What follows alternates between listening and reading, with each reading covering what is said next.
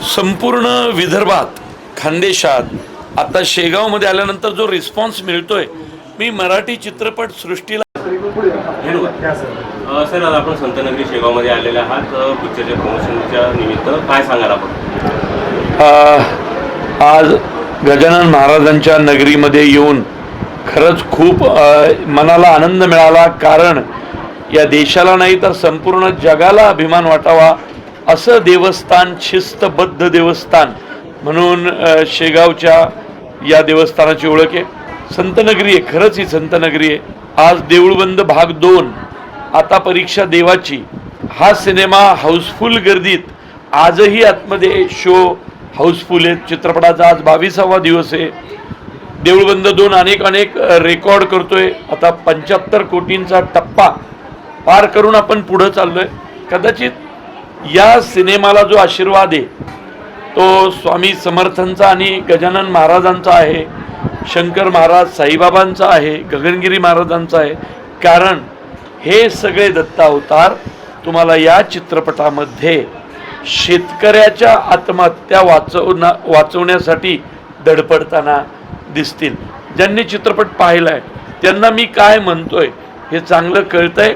कारण हे सगळे अवतार, स्वतः गजानन महाराज हे शेतकऱ्यांसाठी या चित्रपटात धावून आलेले तुम्हाला पाहायला मिळतील. आणि खूप अप्रतिम असा रोल, जे गजानन महाराजांच्या रोलसाठी प्रसिद्ध आहेत, मुकुंद वसुले आपल्या विदर्भातलेच आहेत, नागपूरचे, त्यांनी ती भूमिका केलेली आहे. बाकी चित्रपटाबद्दल मी काय बोलणार, संपूर्ण महाराष्ट्र बोलतोय. आणि तुमच्या या शेगावमधल्या याच रंगमंदिरात, नवीन झालेल्या रंगमंदिरात सगळे शो हाऊसफुल चाललेत. याच्यावरूनच कळतं की देऊळबंद 2 आता परीक्षा देवाची हा संपूर्ण महाराष्ट्रानं स्वीकारलेला सिनेमा आहे. सर, आपण या चित्रपटाची संपूर्ण कमाई ही आत्महत्येग्रस्त शेतकऱ्यांना दान करणार आहे सांगितलेलं आहे, काय सांगाल तुम्ही? हे बघा, चित्रपट स्वामी सेवेकऱ्यांमुळे, स्वामी भक्तांमुळे, गजानन महाराजांवर प्रेम करणाऱ्या भक्तांमुळे सुपरहिट झालाय. ते प्रवीण तरडेचं वगैरे त्यात काही योगदान नाहीये. प्रवीण तरडे एक माध्यम आहे, परंतु चित्रपट व्यवसाय हा फक्त पैसे कमावण्यासाठीचा व्यवसाय असतानाही करोडो रुपये मिळालेले शेतकऱ्यांना देणं हा माझा निर्णय नाही, तर या चित्रपटाचे निर्माते स्वामी सेवेकरी कैलास बापू वाणी यांचा हा निर्णय. पहिल्या भागाचे पण सर्व पैसे, नफा त्यांनी डोनेट केला होता. आजही कैलास बापू वाणी इथं बसलेत, ते ह्याच्यावर जास्त चांगलं सांगू शकतील. नमस्कार सर, आपण शेतकरी आत्महत्येग्रस्त लोकांना या चित्रपटाची पूर्ण कमाई देणार आहात, काय सांगाल आपण याबद्दल? सांगणं असं आहे की देऊळबंद भाग 1 केला तो पण मी सर्व डोनेशन अर्पण केलं जो मला नफा मिळाला. भाग 2चा पण आम्ही डे 1 पासून सांगितलं होतं की पिक्चर रिलीज झाल्यानंतर नाही, अगोदरच सांगितलं होतं की याच्यातनं मला जो काही नफा मिळाल, खर्च वजा जातो, मी शेतकऱ्यांच्या मुलींच्या शिक्षणासाठी, मुलांच्या शिक्षणासाठी वापरणार आहोत.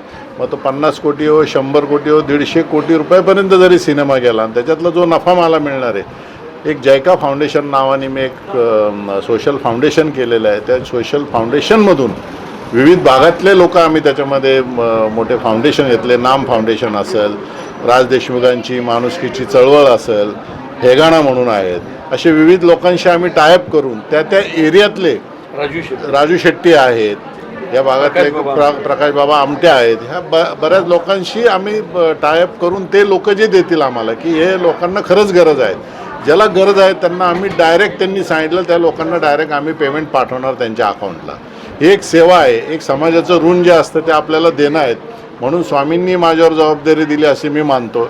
आणि स्वामींचा पण प्रचार जगभर व्हावा आणि त्याच्यातनं एक सामाजिक बांधिलकी आणि समाजापुढे एक विविध विषय घेऊन आम्ही देऊळबंदचे 11 भाग करतो आहे. देऊळबंद 11चे भाग करतो आहे. पुढच्या वर्षी देऊळबंद 3 अमेरिकेमध्ये शूट होणार आहे, त्याची आमची तयारी चालू झाली आहे. ही सेवा म्हणून मी हे काम करतो आहे. इथून आपल्या आता जिथं आज संतनगरीत आलो आहे गजानन शेगाव महाराजांच्या, म्हणजे इथं म्हणजे मी बऱ्याच वेळेस येऊन जातो पण इथली जी मॅनेजमेंट आणि जी आहे हे खरंच वाखाणण्यासारखी आहेत आणि त्याला खरंच संत नगरी म्हणतात आणि हा जो आपल्याला सर्व नफा मिळणार आहे आपण शेतकऱ्यांसाठीच देणार आहोत. संपूर्ण विदर्भात, खानदेशात, आता शेगावमध्ये आल्यानंतर जो रिस्पॉन्स मिळतोय, मी मराठी चित्रपट सृष्टीला अशी विनंती करेल की आपण फिरलं पाहिजे या भागात. कलाकारांनी अशा थिएटरला आलं पाहिजे. फक्त पुणे मुंबईत फिरून उपयोग नाही असं मला वाटतं. हे बघा, चित्रपटसृष्टीचा व्यवसाय जास्त पुणे मुंबईतच आहे, पण आपण महाराष्ट्रातल्या या कानाकोपऱ्यात फिरलं पाहिजे. मी सुरुवात केलेली आहे. मला वाटतं त्याच्या पावलावर पाऊल ठेवून सगळ्यांनी यावं. सर्व लेखक, दिग्दर्शक, कलाकार, निर्मात्यांनी फिरलं पाहिजे. एवढा मोठा निर्माता आला ना, आता आम्हाला काय इथं येण्याचे काही पैसे दिलेत का? कुणी पैसे मिळणार आहेत का? खर्च वाढतोय मान्य आहे, पण आपण जर फिरलोच नाही खानदेशात, विदर्भात, मराठवाड्यात, तर आपल्या सिनेमाचे प्रेक्षक वाढणार कसे? अरे मराठी माणूस इथं पण आहे ना, तोही मराठी सिनेमावर प्रेम करतोय. आता एवढं सुंदर थिएटर बांधलंय रे शेगावमध्ये, म्हणजे हे थिएटर बांधणाऱ्यांचा काहीतरी तो दृष्टिकोन असेल की नाही? हां, मग आपली जबाबदारी आहे की जर कधी चला कुठला कलाकार शेगावच्या मंदिरात दर्शनाला तर येत असेल, त्या कलाकारांनी दर्शनाला आल्यावर इथल्या थिएटरला, चित्रपटगृहांना भेट दिलीच पाहिजे. मग कुठलाही मराठी सिनेमा चाललेला असू दे, त्याला जाऊन भेटलं पाहिजे. हा, तरच आपला मराठी सिनेमा पुढे जाईल आणि विदर्भ, मराठवाडा, खानदेशातून मराठी प्रेक्षक वाढतील. चित्रपटात आपली भूमिका काय नेमकी? माझी भूमिका, मी लेखक दिग्दर्शक आहे. सगळ्यात मोठी भूमिका माझीच आहे. फक्त पात्र म्हणत असाल तर एक सदू शेठ नावाचं पात्र मी या सिनेमात केलंय, जे लोकांना प्रचंड आवडते. पण माझ्या भूमिकेपेक्षा मी खूप दुय्यम आहे या सिनेमात. हा सिनेमा गाजवला तो मोहन जोशी आणि स्नेहल तरडेनी. म्हणजे खरंच सांगतो तुम्हाला, स्नेहल तरडेच्या अभिनयाचं कौतुक आज अख्खा महाराष्ट्र करतोय. गावापावात, खेड्यापाड्यातनं उठून बायका येत आहेत तिचं काम पाहण्यासाठी. स्नेहल तरडेनी साकारलेल्या संगी पायगुडेत आज ग्रामीण भागातली प्रत्येक महिला स्वतःला बघतीये. हे तिच्या अभिनयाचं यश आहे. मोहन जोशींनी साकारलेल्या स्वामी समर्थांचं यश आहे. DOP प्रशांत मिसळे, काय कॅमेरा केलाय, वावा, अभिमान असला पाहिजे की असा मराठी माणूस कॅमेरा आहे. या चित्रपटाचं यश मी माझ्यानंतर जर कुणाला देत असेल तर ते प्रशांत मिसळे नावाच्या कॅमेरामनला देईल. मराठी चित्रपट युवकांचं तुमच्यावर विशेष प्रेम राहिलेलं आहे. याच्या आधी झालेले तुमचे चित्रपट युवकांनी डोक्यावर घेतलेला आहे. तर हा जो स्वामी समर्थाचा सिनेमा आहे याच्यामध्ये सर्वसमावेशक अशी भूमिका आहे, तर तुम्ही युवकांना काय आव्हान करता? मी तरुण पिढीला एवढंच आवाहन करेल, देऊळबंद 2 चित्रपटगृहांमध्ये जाऊन बघा. तुम्ही बघितला असेल तर ज्यांनी बघितला नाही त्याच्याकडे जा, त्याला घेऊन या. आपल्या आजूबाजूला एखादं गरीब कुटुंब असेल ज्यांची थिएटरपर्यंत जाण्याची कॅपॅसिटी नसेल, तर ज्यांची कॅपॅसिटी आहे त्या लोकांनी स्वामी भक्तांना, चित्रपटप्रेमींना थिएटरपर्यंत घेऊन या. का माहिती आहे का? हा सिनेमा समाजाचं देणं फेडण्यासाठी बनवलेला आहे.